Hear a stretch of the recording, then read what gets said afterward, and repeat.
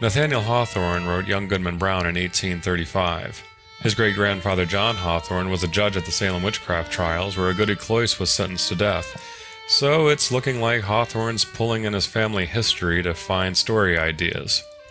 He was the first American writer concerned with theme, and the key theme in this that we find is sexual repression and witchcraft, which we'll get into a little later. Hawthorne was interested in the complex inner life of the human personality, which is focusing on the morality, the psychological side, and the spirituality of his characters. And it's kind of funny that critics always said that his characters did lack life. Let's take a look at some of those conventions and themes. First, one of the Gothic conventions that we find is witchcraft. After all, the Black Mass, near the end of the story, has this reversal of a traditional service, so this baptismal in fire, blood, and occurring at night. And then we get the general setting of a dark forest, which again is a typical Gothic setting. And we even have the existence of magic, both white and black. And delving a bit into Freudian psychology as we move forward, begging the question, was it all just a dream? Hawthorne poses this question to us directly. So that leads us to believe that this is indeed an ambiguous Gothic tale, but we have to take a very close look at the story and figure out which side, terror or horror, does this story fit. We also have an example of the mental grotesque. Now you might have to dig a little to see this one, but is young Goodman Brown sexually mature? Think about that. If he wants to cling to this mother figure in faith who will take him to heaven, he's pairing that with getting his sexual kicks in the woods with forbidden passion. And of course, faith, just in her name, shows the side of good and chaste and so forth. Whereas in the woods we get the devil with his staff and so forth, representing phallic symbol. And then finally we get this idea of the sins of the fathers coming to haunt the children. The devil knows his parents. The devil even resembles a family member of young Goodman Brown. So, just a few things to think about. Now let's take a very close look at theme of sexual repression. So we do know that the Salem, Massachusetts society was Puritan, and when we look at a puritanical society, we think of a repressed society.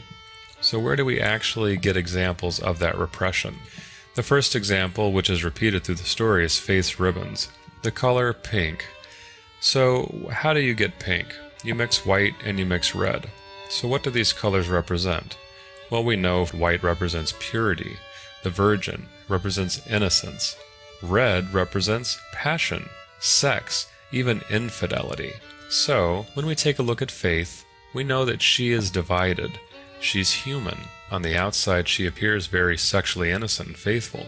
However, we do know that she's human and she's subject to her passions and capable of infidelity. Then we have the figure of the devil in those dark woods. The devil itself is a symbol for sexual infidelity, and the devil's staff simply the phallic symbol. And if we notice, one of the women go and they ride the staff to the actual Black Mass, and much of this can be looked at as a sexual act, this joining of the witch with the devil. Moving on, Goody Cloyce and Deacon Goodwin plant the thought of Faith's potential infidelity. And when we look at the journey itself, we can look at it twofold. It's an inward journey.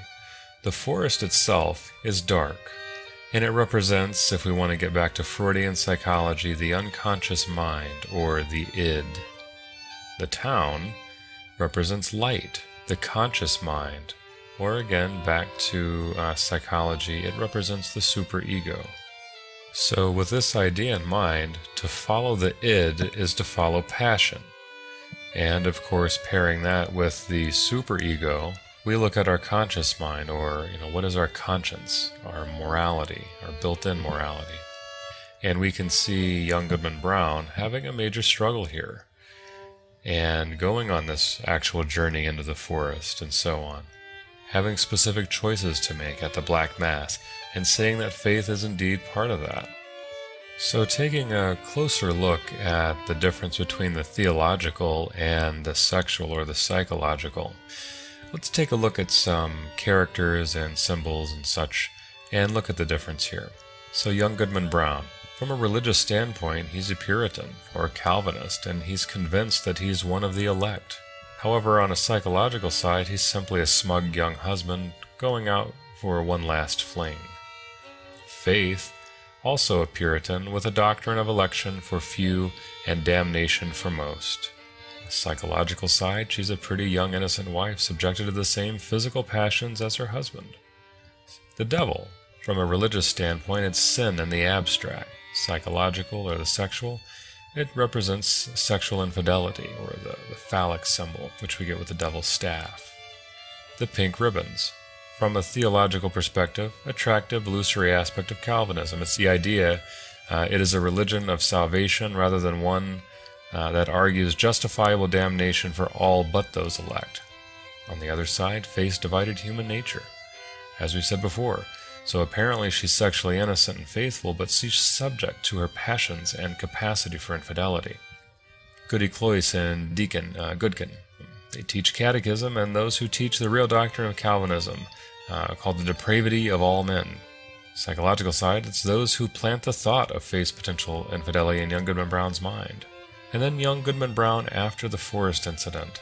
He's still a firm believer in Puritanism, who now believes he's one of the damned and not one of the elect. And on the psychological side, he's a husband who has been tempted to infidelity and who is shaken to the core by the thought that his wife may be subject to the same temptation. And finally, the village. From a theological perspective, it represents order and morality, young Goodman Brown's home and origin of spiritual beliefs. On the other side, it's the conscience and the morally inhibiting agent of the psyche. So those are just a few of the characters in the story, looking at them from the theological perspective as well as the psychological perspective.